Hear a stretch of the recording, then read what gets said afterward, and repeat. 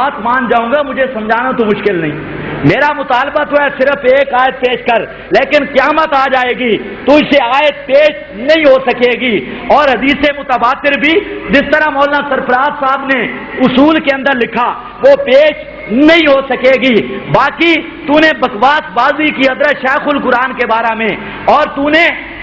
پہلے یہ بکواس کیا کہ معاذ اللہ شیخ توحیدی نہیں تھے، اور بعد میں کہتا ہے میں تو شیخ کی تعریف کرتا ہوں، شیخ کی۔ تجھے تیرا دجل پن اور منافقت جہاں پر بھی ظاہر ہو گئی کہ شروع تقریر میں کہتا ہے کہ شیخ توحیدی نہیں، اور بعد میں کہتا ہے میں احترام کرتا ہوں، پھر کہتا ہے یہ اہل بدعت ہیں، اور پھر کہتا ہے قاضی شمس الدین کی تو میں اولاد کا بھی ادب کرتا ہوں۔ میں کہتا ہوں اللہ کے نبی نے فرمایا من ذکر صاحب بدعت فقد اعان علی ہدم الاسلام، جس نے کسی بدعتی کی تعظیم کی اس نے اسلام کی عمارت کو گرایا۔ اگر اشاعت والے اہل بدعت ہیں اور پھر تو ان کا کرتا ہے اکرام، تو پھر تیرے جیسا یہودی کوئی نہیں، اہل بدعت کا اکرام کرتا ہے۔ اور سن کہتا ہے فتویٰ لگا، سن فتویٰ، میں کہتا ہوں میرے پیارے پیغمبر کی جو موت سے چڑھتا ہے وہ کافر ہے،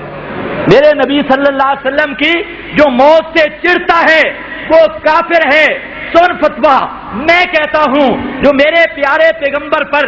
لفظ میت کے اطلاق کو بے ادبی اور گستاخی سمجھتا ہے، لفظ میت کو میرے نبی کی شان کے خلاف سمجھتا ہے، وہ تو کہتا ہے بدعتی، میں کہتا ہوں وہ کافر ہے اور دائرہ اسلام سے خارج ہے۔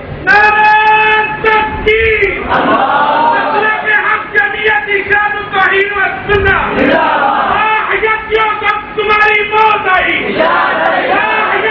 اب تمہاری موت آئی، تیرا اب خیر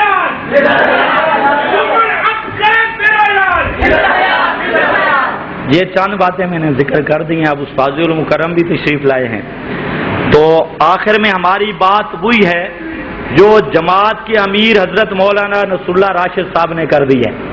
لیکن یاد رکھو یہ زہر کا پیالہ نہیں، یہ زہر کا ڈرم پی لیں گے۔ اور پہلے انہوں نے خود چیلنج کیا تھا، وہ چیلنج بھی ادھار ہے جس طرح حضرت فرما رہے تھے، وہ کہتے ہیں 3 آدمی چنو، کتنے آدمی؟ 3 آدمی تم چنو، 3 ہم چنتے ہیں۔ میں کہتا ہوں بڑی اچھی بات ہے، بڑی اچھی بات ہے، 3 تم چنو 3 ہم چنتے ہیں۔ کہتے ہیں روزہ رسول سے فیصلہ کرائیں گے، میں کہتا ہوں آج چلیے شہر مدینے نو، قرآن بھی یہی کہتا ہے فلا وربک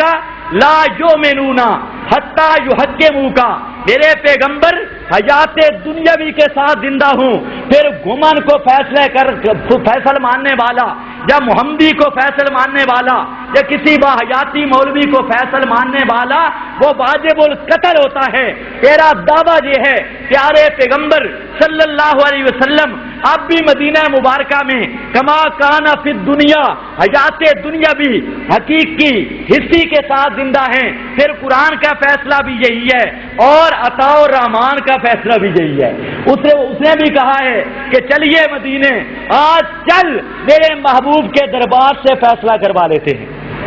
فلا وربک لا یؤمنون حتی یحکموک، اور تو اجماع کی بات کرتا ہے، کوئی فقہ کی کتاب اٹھا کے دیکھ، پیارے پیغمبر دنیاوی حیات کے ساتھ زندہ ہوں، اجماع ہو سکتے ہی نہیں، اجماع ہو سکتے ہی نہیں۔ اور ایک دفعہ پھر میں بتانا چاہتا ہوں، اے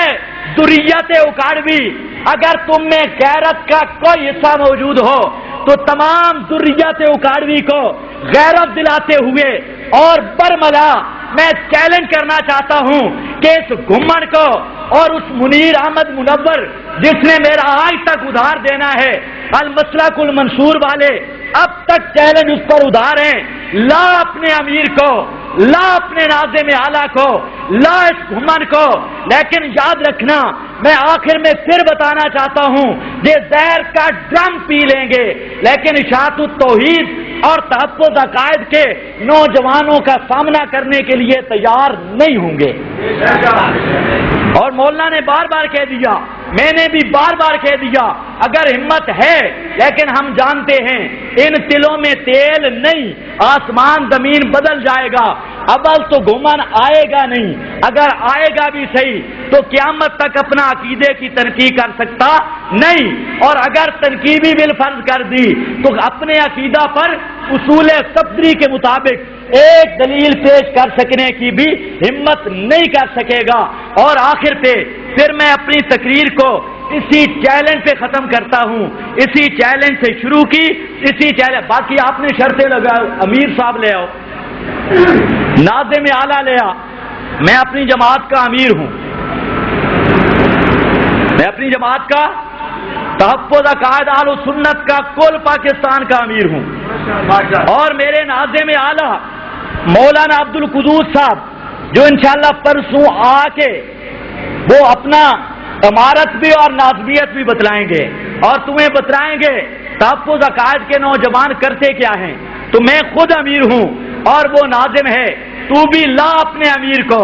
اور بن ناظم، ذرا آ سامنے پتہ چل جائے یہ منہ اور مسور کی دال بڑکا ماڑیاں سوکھیاں کہ جنا دے سامنے آمنا بڑا مشکل ہے، اور اگر تو